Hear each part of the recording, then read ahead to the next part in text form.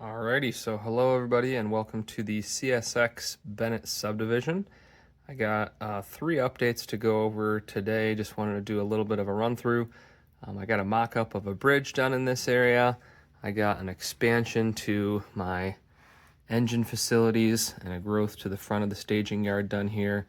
And then over in the main layout area, I got a scrapyard mocked up. So thanks for watching and we'll get right to it. All right, so this area, for anyone who doesn't recall from the last video, is supposed to represent Grafton, West Virginia. So there is a, you recall the name, it's the Barrett Street Bridge. Barrett Street Bridge over the Grafton yard. So this is just in the mock-up stage right now, especially the bridge supports and the piers underneath. But I've been kind of cutting stuff to size, getting the main body of the bridge going, and trying to get the proportions right. So right now what I've got is, it's going to be a 2-lane road. There's going to be a sidewalk on one side, as you can see. The bridge has got a little bit more, vehicle traffic than it does in real life, but I just think it looks a little bit better this way. You got some people walking on the sidewalk, and you've got some rail fans that are taking pictures and video of the trains below, and then you've got a light that kind of mimics the one on the prototype. I gotta figure out if I want to make some of these details exactly like the prototype or change it just to make it fit the space better. I might just evenly spread lights across the bridge, whereas on the real bridge I think there's just 2 lights on each side of the road at one far end, which will kind of look like I forgot to finish putting in lights if I do that, so we'll have to see. But anyways, the bridge, if I go back to the section view here, it's made out of a 4-inch wide masonite strip for the top, and then the sides, which are just duct taped in place for now and not bent to the shape of the curvature, but they're just the Rick's Products guardrails. And then I have another, I don't even know what it's called, but another Rick's product right here to mock up the sidewalk, but I'll probably make that out of strips of basswood or something like that, balsa, whatever it is. And then the main structure of the bridge underneath is 2 U-shaped aluminum extrusions. I still will have to go ahead and scratch build for sure 1 pier over here and 1 pier over here. The prototype has 2 supports per pier, and then it kind of comes to a grouping at the bottom and a grouping at the top for support. And then on this far end, there is actually, it's obviously not like this. This is just an old plaster cast bridge support that I got at a train show, but there is a preformed cement, or concrete rather, kind of a chunky support on one of the sides of the bridge. So what I may do is just take some pink foam and kind of cut out, with either a fine, tipped razor blade, or maybe just a sharpened pencil, and try to carve in the formations that are on the actual bridge to represent that cast stone looking pattern on the real thing. So just to show you some of the materials I used to make this, originally my mock-up was made with a bed slat because I knew that I wanted to do some curvature, and this is what I had on hand. And I was just kind of setting this in place and, realized that it was a little bit too severe of a curvature. And so, the final bridge is a little bit less curved, but that was what I started out with. And that was really good for a quick mock-up because those things are a dime a dozen. I think for a 72, or actually for a 96-inch long piece of this U-channel at Home Depot, it was only like 15 bucks. So really not bad. But that's the aluminum U-channel that I used. And I'll probably put a link to the product in the description in case anyone's interested. And then this is the masonite that was cut to size. You can see I was using my hacksaw to, cut the angles and everything that I needed for the front edge here, which matches the fascia, and then for the rear edge back here, which matches the geometry of the curved backdrop rather. Then I also had a ruler to mark my edges, a square so that I could get straight lines, in addition to kind of a small rat tail file to get some of the sharp edges off the aluminum, and then just a little sanding stick like this, again, just to get the rounding on the edges, because there is, you know, this support will be a little bit smaller in the end, and there will be a switch that you have to get to while you're operating back here. So I don't want people to be slicing themselves on, you know, sharp aluminum as they go through.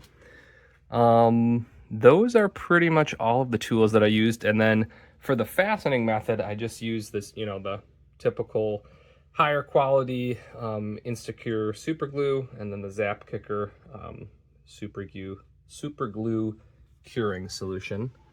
And you know, you really can't see the glue too much, but once this is primed and painted brown along the sides, you're really not going to notice anything that's left. But yeah, so this is what's going on for the bridge. Next, I got to paint that up, like I said, prime it, get the road lines marked in there, figure out which side is going to have the sidewalk, drill some holes for the lighting. I'm going to do little bump outs, same as I did in the other room for those lights.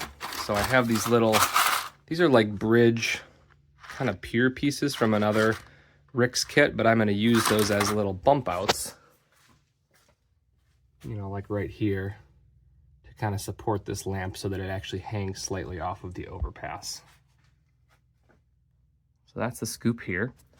And then moving on to kind of a bigger update. If I look at this whole area now, some of you guys might recall that this flat surface here used to be the edge of the staging yard, and that line went all the way across here. Sorry for the blurriness, but it went all the way across there, and so there really wasn't much of a room for engine service. There was just kind of 3 short stub-ended tracks, and I decided that I wanted to add a runaround. I wanted to make each of those 3 tracks longer, and then I decided that I wanted to do a fueling facility very similar to what there is in, again, Grafton. You know, this I'm trying to make similar to Grafton because of HO scale limitations and limitations of the size of my basement. It will definitely not be exact. For example, all these would be through tracks rather than stub end, and some of the geometries are flipped, but just trying to get that flavor in there. So this is the runaround. Actually, let's switch the view here. Yeah, that's a little bit better. So this is the runaround. It's large enough to put 2 of my largest locomotives, AC6000s, here, and then to run around them. The switch is positioned as far into that room as I could get without going into a curved piece. And then we hop over here. This is the other end of the runaround. And then you've got 1, 2 fueling tracks right here, another engine staging track, and then over here you've got the industry for fueling. So there'll be a large fuel tank about this height. I'm still playing around with if it feels a little bit too big for the space. I'll be adding the CSX logo and such to that fuel tank. And then there'll be sanding. So that's this tower right here in this little building. And then I'm still considering adding a covering, like one of those structures that goes over the fueling and sanding areas, similar to an engine house, but it's open air on the sides. There's no garage doors or anything. I'm considering adding it because that's what the real thing would have.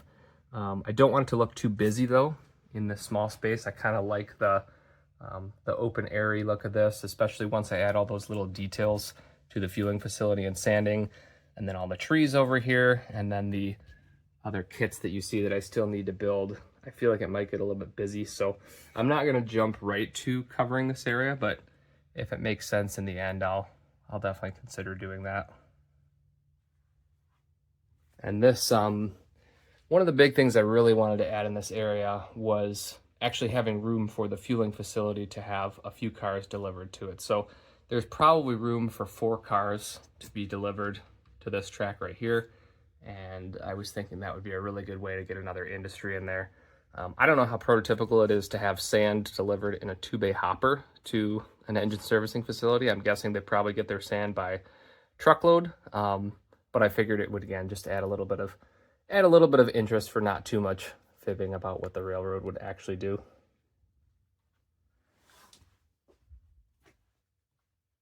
So that's the engine service area update. Actually, I'll add a little quick update over here.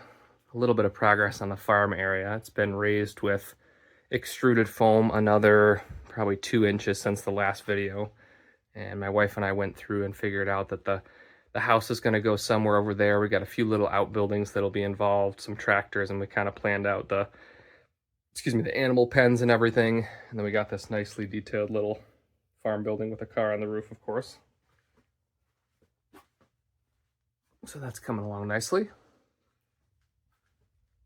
And then if we head over here, the last update is I've been doing a little bit of a mock-up on the scrapyard. I still got to figure out a way, the track plan is not very accurately represented right now, but there will be a third track back here, which will be a runaround for the coal mine, the scrapyard, and then the lumber facility. And that runaround will have, the switch that leads to the siding for the scrapyard. But what I've still got to figure out how to do is to make a little bit more room for the scrapyard, because I'd really like to be able to have like 4 or 5 gondolas in here at a time, or at least the room for 4 or 5, and then maybe only 3 are here, and it'll look a little bit less busy. If the siding is only this long, and then you've got all 4 gondolas here, which aren't even too big to begin with, just starts to look a little bit busy. Anyways, we got some big equipment over here that would be getting scrapped. We got one of these, what do they call these? I guess they're just a dumpster that's filled with, recyclable material that you can raise and lower off of the truck like that. This is just one of those actually this is Bali, not Walthers, but one of those pre-made, Scene Master vehicles. And then I've now got scrap in the gondolas that I bought from a gentleman who custom makes that out of 3D printed parts, which he then weathers. And then I want to say these buildings back here, I've had them forever. Probably got them for like 10 bucks a piece 15 years ago, before I even started this layout. And I think they're like lumberyard buildings, but depending upon how I position them and maybe cut them up and modify them a little bit, I was thinking that they look pretty darn accurate for our recycling facility. So this is what I got going for that industry. So anyways, just wanted to give you guys a quick little update on what I've been working on. I guess I'll throw one more this way. I'm thinking about doing another bridge over this yard, so I'll have to figure that out once I get this Barrett Street bridge going. But yeah, that's what's going on, and thanks for watching. Happy model railroading.